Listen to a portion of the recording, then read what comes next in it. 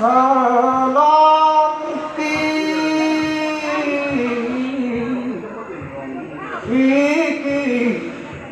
sem keju alam ki sem salam iru ki sem salam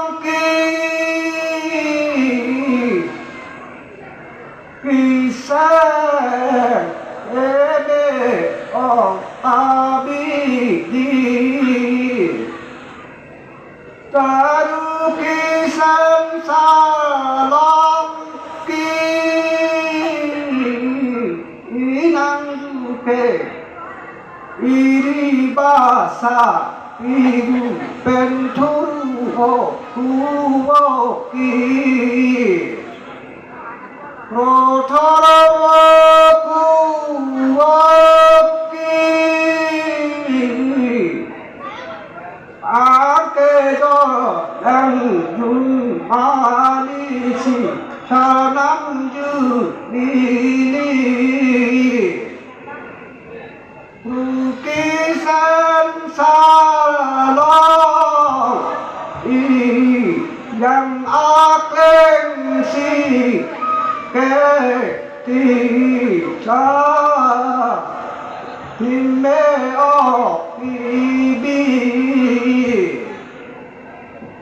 pen bangke karima karikari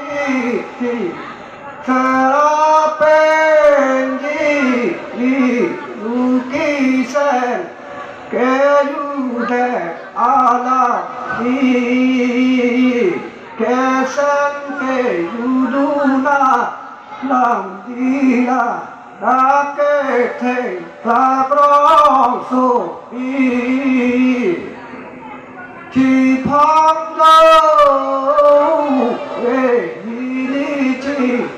phong do cái thong cái ni ta yang ka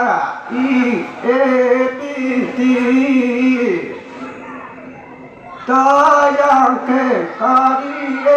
pinti aieti serapengini non pini aradisi kari tarho ti serapengini kesan ke nangju alam di kisan ke aseng re ongti ori basapi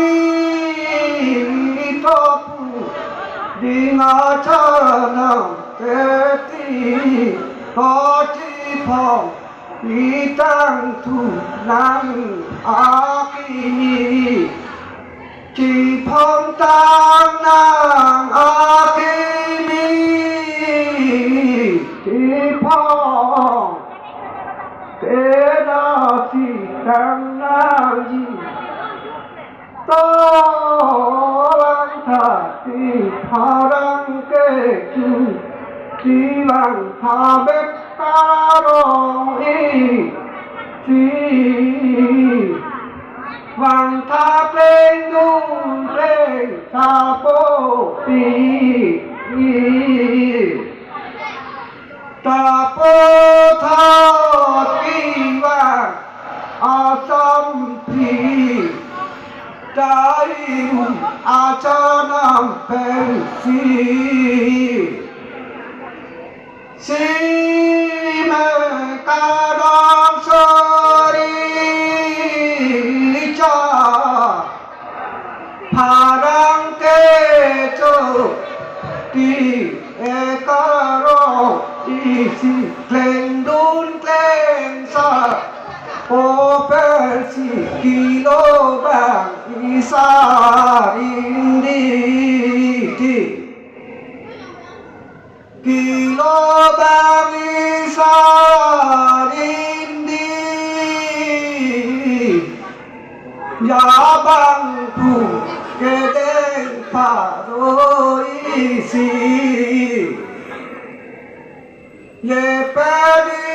sa